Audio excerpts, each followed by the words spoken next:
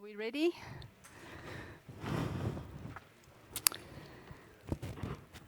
Oh, oh dear. My mask is attached to my earrings. This is a bit of a challenge.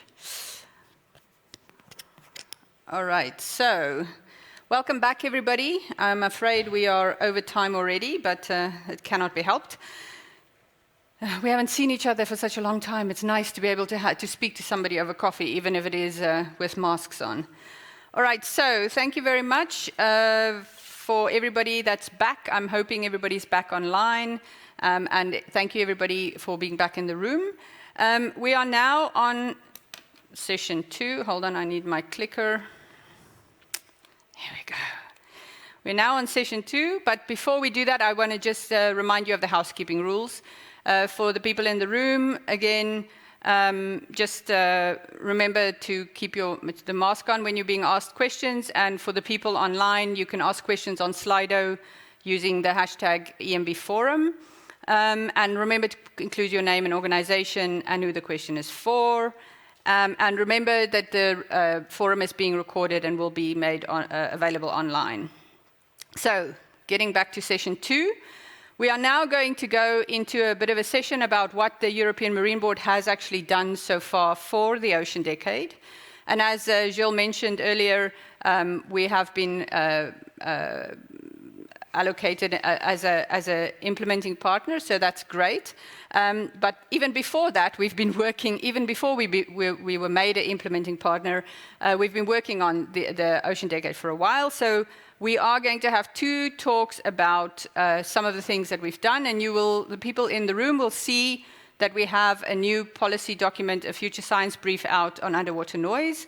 And Dr. Frank Thomsen is going to give us a talk about what's in that document. Frank is a senior scientist and he's the director of market development for sound and marine life at DHI in Denmark. He was the chair of our working group on underwater noise, and he's going to present the outcomes of that. And as I said, for the people in the room, there are copies outside in the coffee room, and for the people online, you can get a copy online. If you want any printed copies also, please let us know and we can send those. And please ask any questions that you might have on Slido.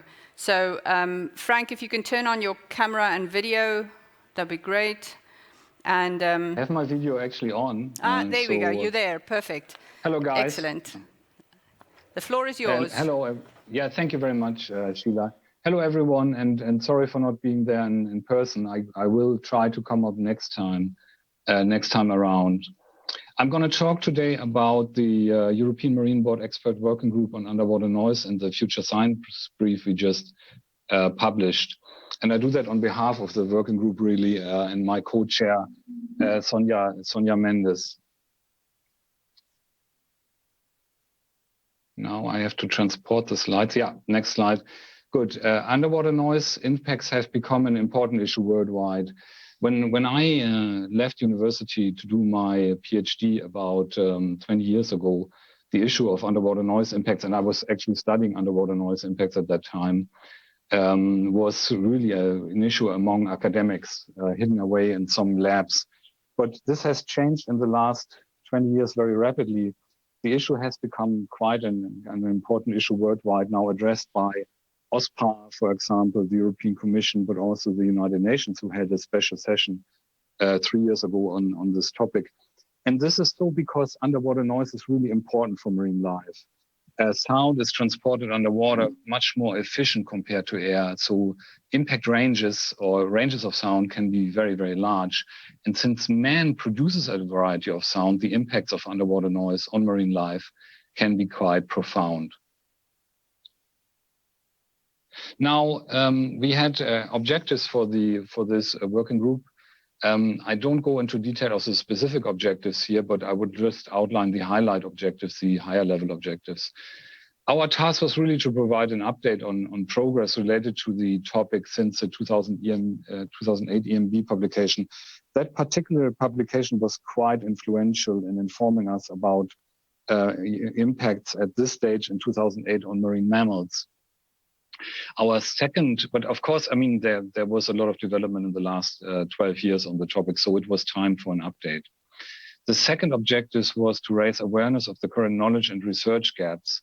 Then we were tasked in broadening the scope from marine mammals to all marine organisms, to, for example, invertebrates and also fish, because sound is as equally important for invertebrates and for fish, certainly for fish, than as much as for marine mammals.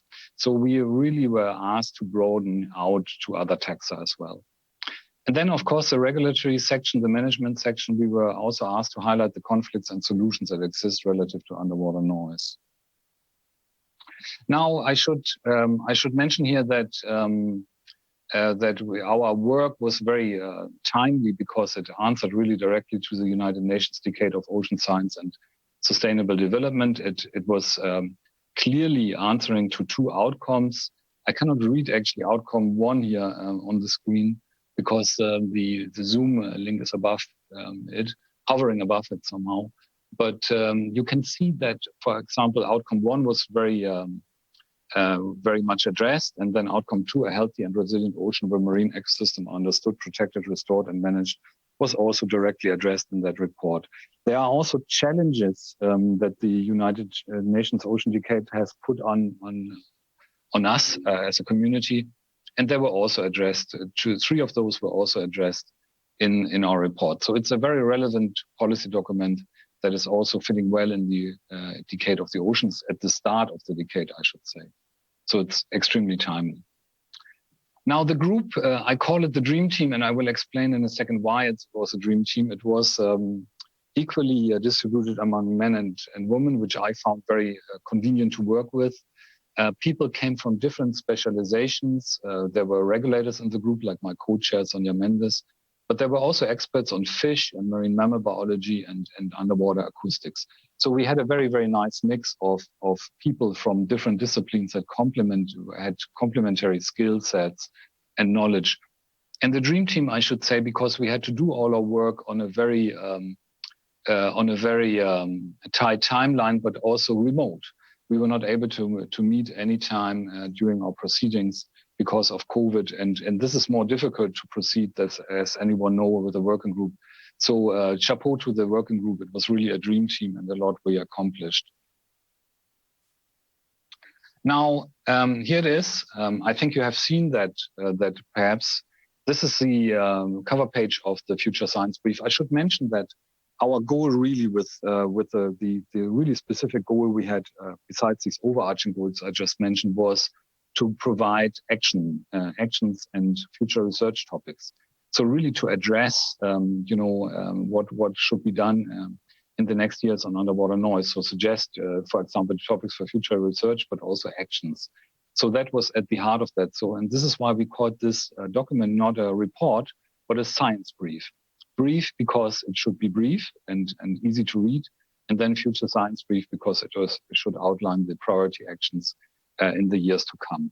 And it was published in October 2021, so it's really hot from the press. Now the report has 6 chapters. Chapter 1 is an introduction into the topic. Chapter 2 this is from chapter 2, this very nice figure here. This shows anthropogenic sound sources. Like you can refer maybe to if you can see my mouse here, I don't know, but this, for example, in the upper left corner is a seismic airgun vessel. These sounds are quite intense. This is one anthropogenic sound source, and you can see a very nice overview of other anthropogenic sound sources. And chapter 2 deals with these in a short description and very nice graphic overview, as you can see here. We have added in the picture also biological sound sources like these dolphins here in the middle of the picture, clicking away or whistling away in the ocean. So the ocean is never really silent. It's comprised of a lot of sound sources, both man-made and biologically. But the report is focusing on man-made sound sources. Now, at the heart of the report is, of course, a review on progress on knowledge on effects on impacts.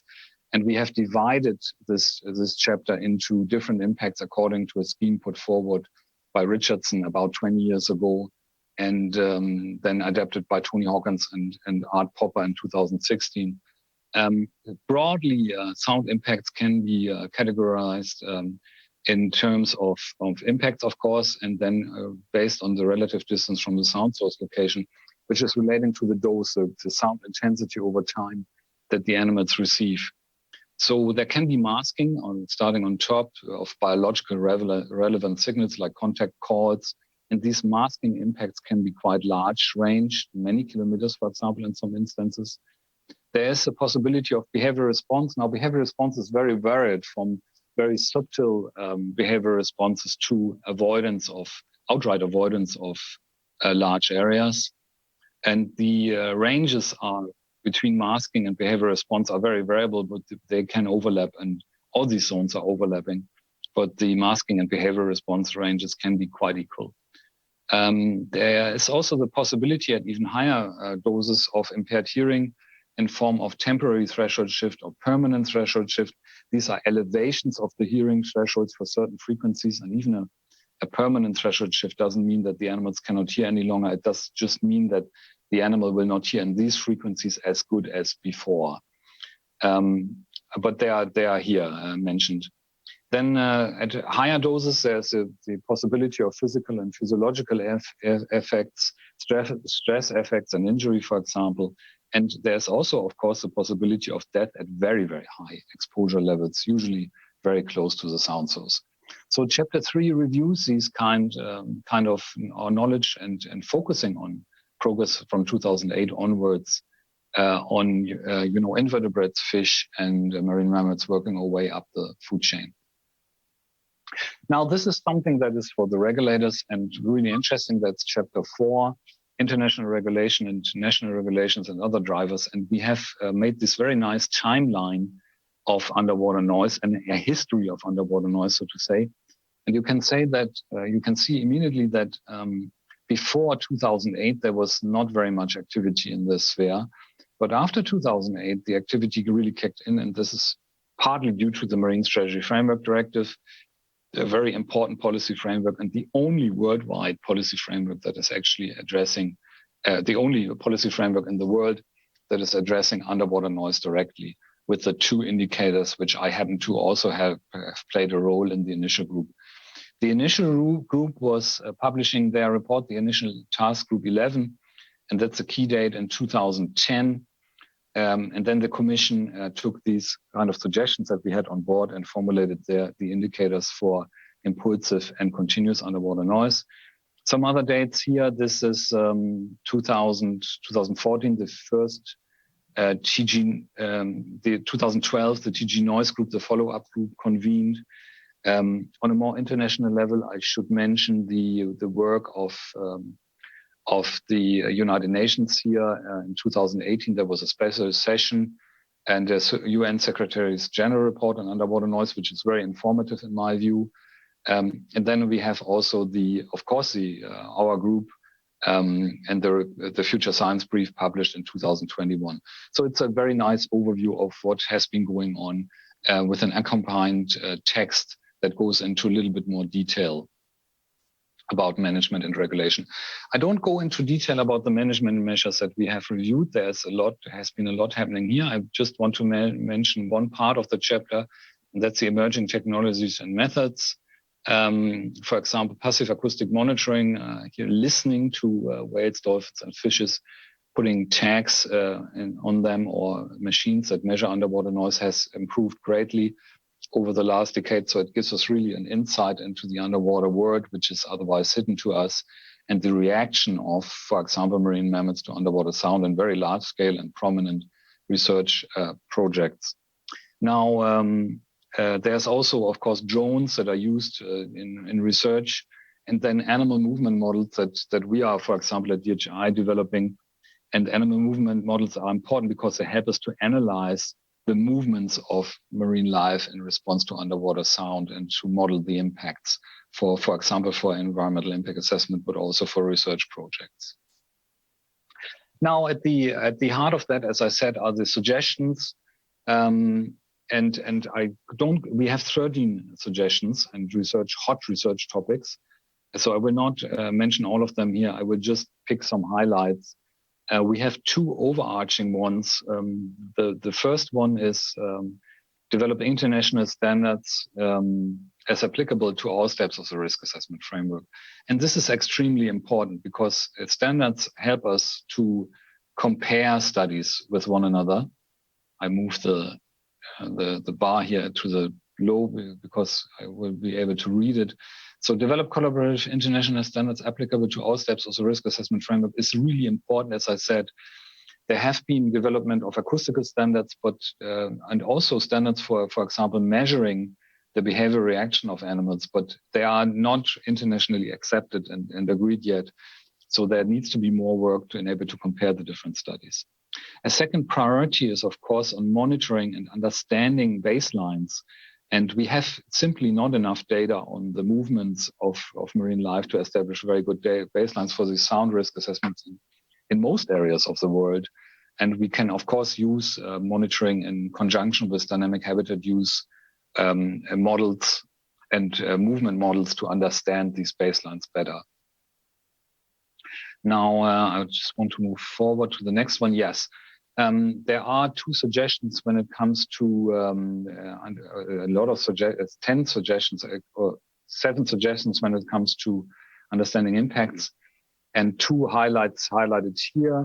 We suggest to conduct further studies on behavior response of marine mammals and fishes due to exposure to high intensity impulsive sounds.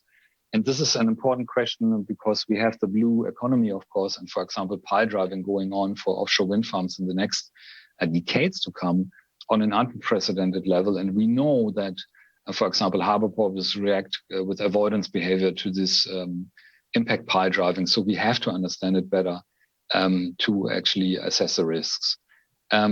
What comes up in the report over and over again is that noise is just one stressor. There are other stressors as well. So we actually suggest to conduct studies dedicated and looking at the interaction of different pressures. This is suggestion number 9. And addressing the question of how noise impacts combine with other stressors. That's really important because if you just focus on one particular stressor, we might lose the oversight over the whole picture. Now, finally, we have made 3 suggestions concerning management, and the highlighted one here is dealing with actually dedicated studies to understanding the effectiveness of some of the noise mitigation measures that we are already having installed. For example, when it comes to pile driving, we're using bubble curtains, but we have not tailored that to different species. They seem to be working very good for marine mammals, but for fishes maybe not so good because the frequency of the effectiveness is quite different. So we have to understand exactly how these mitigation measures pan out and work out. And simply we have to take the animal perspective on underwater noise impacts here and not the human perspective, if you understand what I'm coming from. And the animal perspective would be, how does the animal react and actually perceive sound in order to tailor these mitigation measures. And with that, actually at the end of my presentation, I would really like to thank, of course, the working group, the fantastic input, the reviewers. We had 4 top reviewers that helped us to improve the document vastly. Advice and support from 2 treasured colleagues. I would like to mention Gilles' input, but also, of course, and Paula's really great help. Without her, the work would simply not have been going so smooth as it was. So thanks, Paula, for all your great support for this work. The editorial team and the infographics were done to a very high standard by very dedicated people. So thanks to them for this input. Thank you very much, Frank. Applause. That was great. Thank you. I know we are terribly over time, but if anybody has a burning question, I'm happy to take it because we're going to just eat into our lunch break. No? I might actually ask one question of you, Frank, and the question is about the... you talked about the impact of fish on fish and mammals, but yes. I know that there's also a little bit of work on the impact of noise on plants, on seagrasses, for instance. Yes. Do you want to maybe just say a little word on that? Oh yes, we have actually we have also looked at that. There are a few studies looking at the impacts on I think continuous sound on seagrass, and we have also reviewed them in the report. But these studies are just starting out. Sound is of course acting on all kinds of taxa, and not only on what we the animal world, but also on the PEPs, which came out now of this very recent study out from the press, also on plants. Yeah, thank you very much. And with that, I think we should move definitely, because we're now really over time, to our next speaker. And our next speaker is, hold on, if I can find my little, oh, I've got the wrong cue thingy now. All right, our next speaker is Heidrun Kopp. She is a professor at Geomar in Germany, and she was the chair of our recent working group on marine geohazards, which is seriously not even off the presses yet. It's hot onto the presses. We just got the final PDF yesterday, and you can download it online.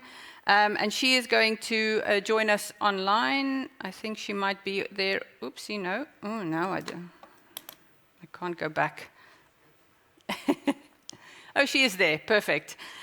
Wonderful. So welcome, Heidrun, and thank you very much. Sorry for being over time, but you still have your 15 minutes. No worries, we'll catch up. Well, first of all, thank you very much for the invitation. I would have loved to be there on site today, but given the circumstances, it was just not possible. But I'm happy that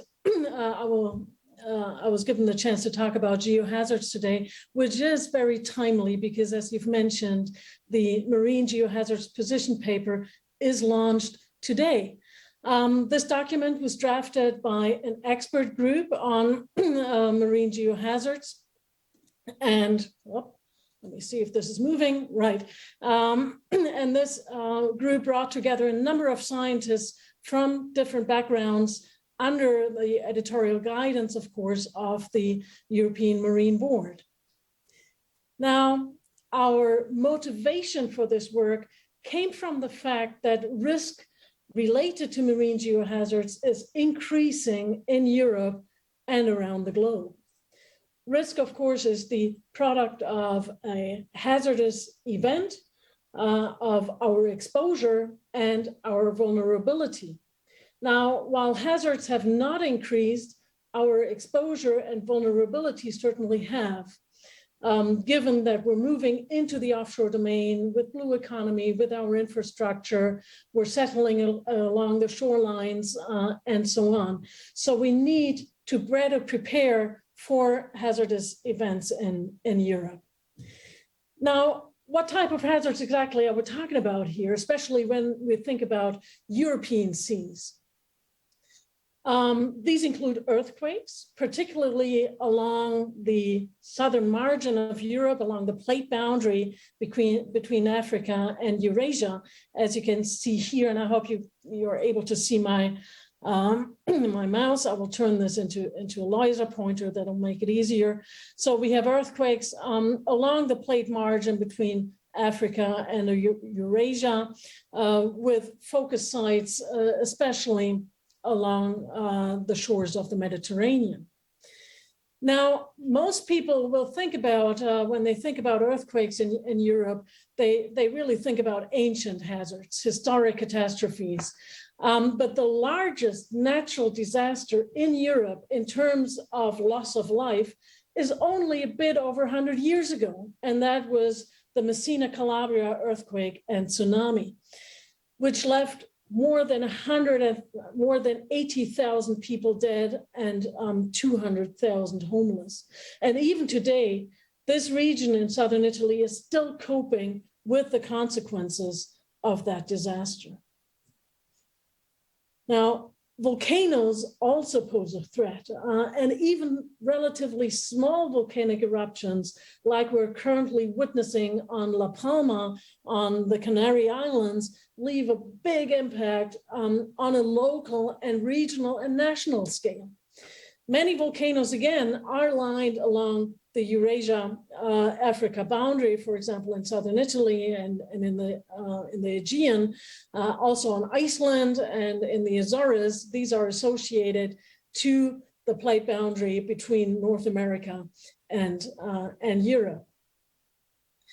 Now, while some volcanoes like Mount Etna, that is shown here, emerge above water, they oftentimes still are partially submerged. And this becomes evident when we take a look at Mount Etna's eastern flank. This is the shoreline. Everything in gray here is the sea floor, so submerged underwater. And we can see that Etna's eastern flank extends well beyond the shoreline. And that raises concerns about its stability. Now, seafloor stability represents a tremendous potential hazard. We've seen some very large mass movements in the geological past in Europe. An example shown here is the Staraga slide off the coast of Norway. This mass movement happened about 8,000 years ago, and it displaced material of an area that was as large as the area of Hungary, which is shown for comparison here. So really tremendous mass movements. And all of these processes, mass movements, landslide, volcanic eruptions, flank stability, earthquakes, all of these have the potential to trigger tsunamis, which virtually affect all European coasts, with the exception of the very shallow Baltic Sea and the southern margin of the North Sea, but all of the other coasts in Europe are potentially affected by tsunamis and have been affected in the past. Now, we also investigated hazards that may not spring to mind instantly, like fluid activity, where, as is shown here, large gas flares rise in the water column for hundreds of meters above the sea floor. And we've shown the Eiffel Tower here for comparison, just to give you a feeling on what scales we're talking about here. Now, these events, as well as, for example, migrating sediment bed forms on the seafloor, which are migrating dunes underneath the water column, they have the potential to be very disruptive to the blue economy, but also to our infrastructure offshore, for example, to the global communication networks, which are shown here. These are internet cables connecting Europe to the neighboring continents and the European countries. And these may be affected by the hazards that I've just mentioned. So fluid activity, migrating bed forms, and the like. And then there are hazards that are human induced. So our very own activities produce hazards. And this has happened, for example, in the Castor field of Spain. What you see here is the Spanish coastline with the Mediterranean. And the activities there related to gas injection resulted in so intense induced seismicity, so earthquake activity, that the project had to be abandoned altogether, resulting in significant costs to the project, but also, of course, to the Spanish economy. Now, lastly, let me briefly touch on cascading or cumulative hazards, which are basically a combination or chain of the different hazards that I've introduced here, with one event triggering the next one and the next one and the next one. Now, these add up, and their consequences add up or even multiply. Now, the Messinian disaster that I've talked about a few minutes ago was a prominent example for this, where an earthquake triggered a tsunami, and this then in turn led to landslides, to fires, and to severe disruption of the infrastructure. And of course, in the recent past, we've seen a number of examples of these type of disasters around the globe, when we remember the Fukushima power plant disaster, for example. So given what we're facing, what is it that we can do as we are expanding our activities into the offshore domain and as the blue economy is growing. What measures can we take and which strategy is really best for hazard mitigation? Now, luckily, we're in a position where the seafloor holds all relevant information on where and how marine geohazards occur. And today, we have the technology and we have novel methods at hand to be able to extract that information from the subsurface. For example, we're able to map the seafloor at highest resolution using swarms of autonomous underwater vehicles like shown here on the right.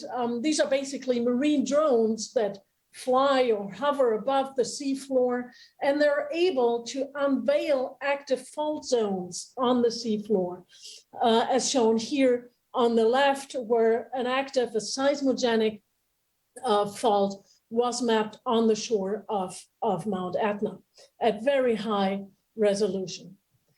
We're also able to drill into the seafloor using mobile devices and drill ships, of course, but especially also mobile devices, as shown here on the right.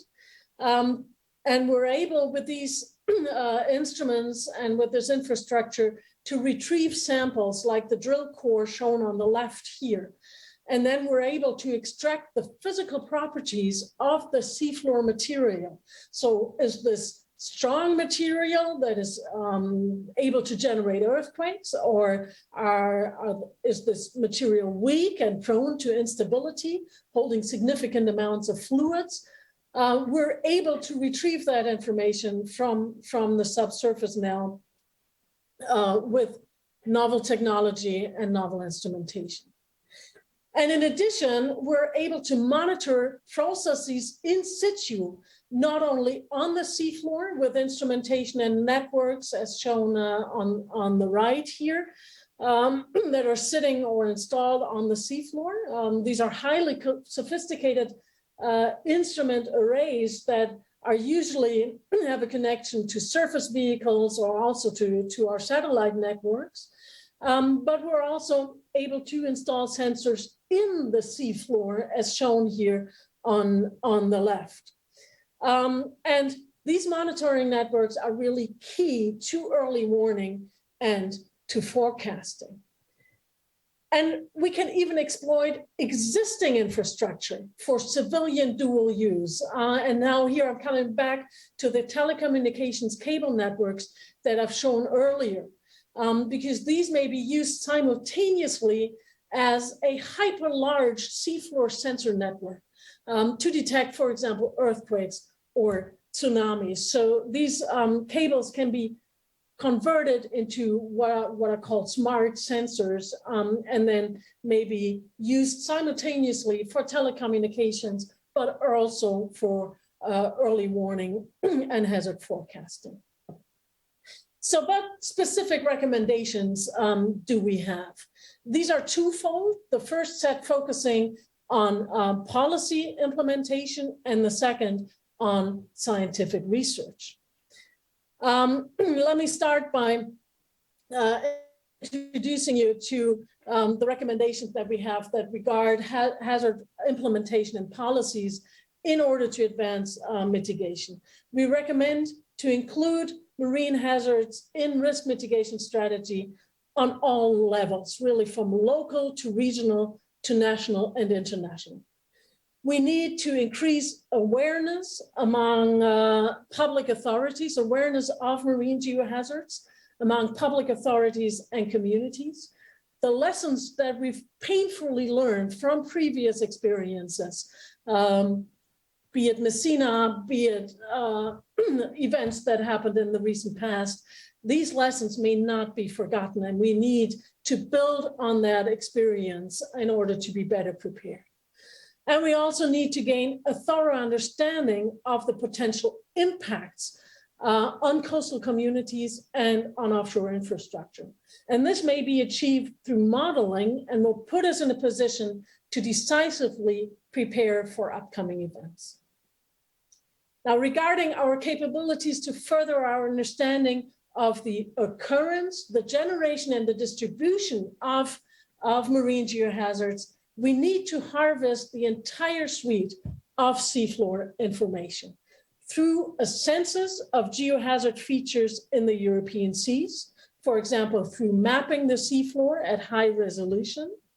This will allow to identify focus sites for long-term in-situ monitoring and to conceive novel sensors and methods. For example, novel methods for data mining, to use artificial intelligence, and also to develop novel infrastructures like converting the telecommunication cables into seismic sensors. And with that very brief overview, I would like to thank you for your attention and be happy to answer any questions that you may have. And I hope that I was able to catch up on the time at least a little bit. Thank you very much, Heidrun. I don't know, yes. It's great to hear it explained so well. I've read this document many times, so it's good to hear it in voice. I don't know if we have any questions from the audience. Gert here, we have one question. Great. Hi, I'm here today at Rolande's Department of Economy, Science and Innovation. Was there any consideration by the working group in relation to risk management of geoengineering solutions, like, for instance, carbon capture and storage is technology that might use underwater deep sea reservoirs for storing CO2.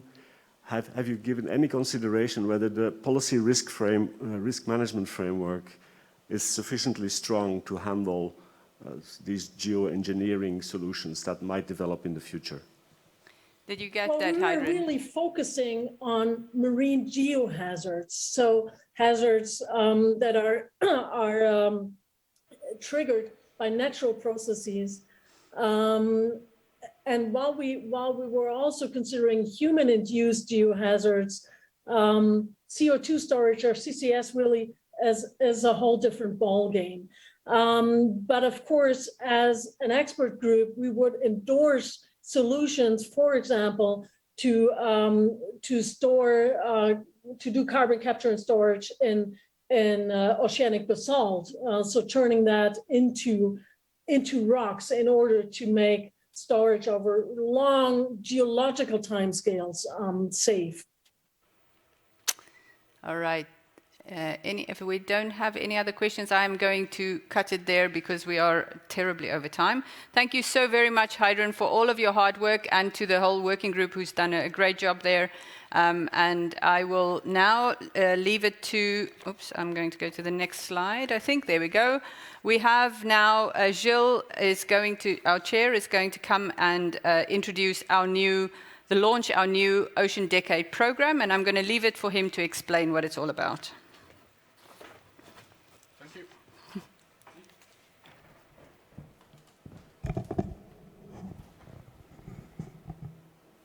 Okay, thank you very much, and I'm very impressed by the work which has been done by these two working groups, and this very nice presentation, which is quite successful in the work and the message we are trying to pass.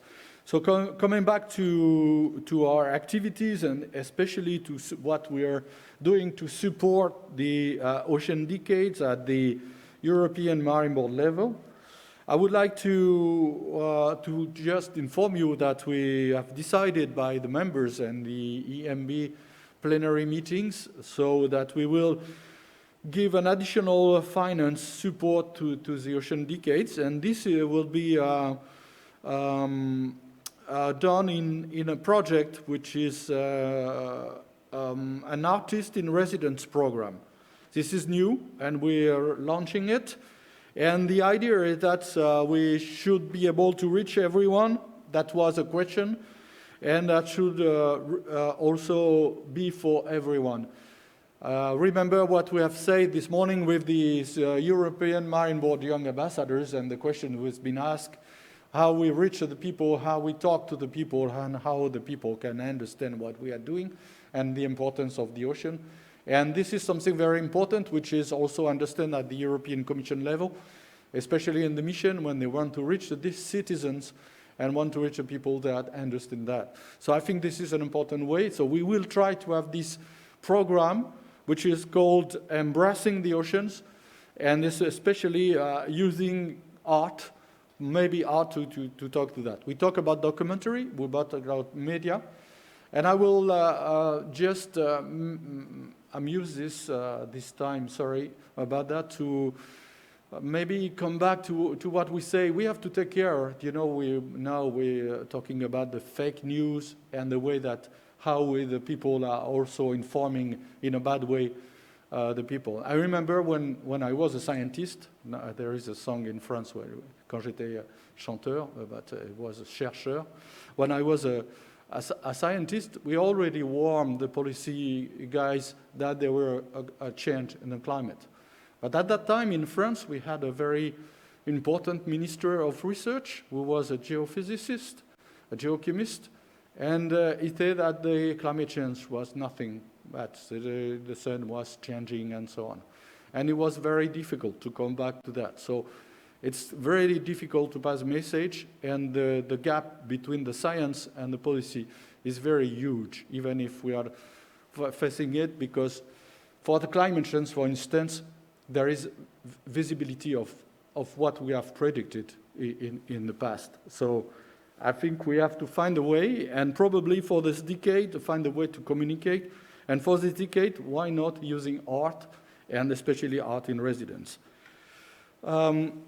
So for that, we will have a grant, well, not a huge one, but it's 10,000 euros, for any form of creative discipline that links to inspiring and engaging with the ocean decades. So this is our objective, and that can include creative communication, visual arts, literary arts, performing arts, and installation art.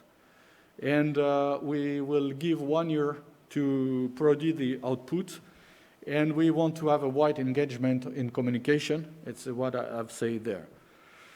So there is an open call for proposal. We will start in January 2022. There will be a committee selection of the European Marine Board, and we have decided to have 4 members. These 4 members, there's one from the Secretariat, one from the Executive Committee of the European Marine Board, and we wanted to engage the communication panel of the European Marine Board, and I'm very proud to say that the European Marine Board communication panel who now is really belonging to the European Marine Board for about 10 years now, almost. Before it was just a sort of working group. And so it's very important, and I'm very happy to have the chair also attending today, or our forum, the chair of the communication panel. So we will have an art representative also. This have not been defined yet, and we will come to that. So I think I'm very short this time in give you more time for the questions, and at Leaders that we have this program called Embracing the Ocean, which is nice, and this is art and communication for the ocean decades. Thank you very much, and I hope that we will receive a lot of application and make something nice again with the European Marine Board. Again with the European Marine Board. Thank you, Gilles. Wonderful. So yes, that's the great news. I'm really looking forward to it. I'm looking forward to trying to engage the wider community outside of science this way. I'm not sure how we're going to do it, because we talked about not being able to communicate very well. So maybe this will help, is what we're hoping. And I think without further ado, oh, no, somebody else has done it quickly for me. Without further ado, I think we will go to lunch now. I do have something to add to that. So for the people online, I was meant to say this at the coffee break. I'm so sorry, I forgot. For the people online, we have a Wonder platform, which you should be able to see on your screen. that you can network internally or externally. I don't know what. You can network amongst yourselves. So wander over to Wander if you want to have a chat with other people that couldn't make it into Brussels today. There should be a link on the screen that you'll be able to find. And I think that Paulo is going to put it, or somebody from the team is going to put it into Slido for you guys. So you're more than welcome to go and communicate to each other there. And for the people in the room, we will be having lunch outside, similar to the coffee break, where you have to sit down in order to take your mask off and all of that. We will reconvene at 2 o'clock, and this time I will try to be here in time so we can reconvene on time. 2 o'clock Brussels time. But for the people in the room, you can have lunch, but you're not allowed to have lunch. You're not allowed to do anything except stand outside so we can take a photo, socially distant photo for the people who made it in. So please go follow the out signs to the doors, follow the photographer out there, and equally distance yourself, and he will be from the top taking a photo down. And please also don't forget to pick up copies of the underwater noise document, which is also outside, and the Geohazards. We have a QR code, so you can download it if you want. So with that, I would like to thank everybody for your time so far this morning, and let's go and have a photo and have lunch. Thank you.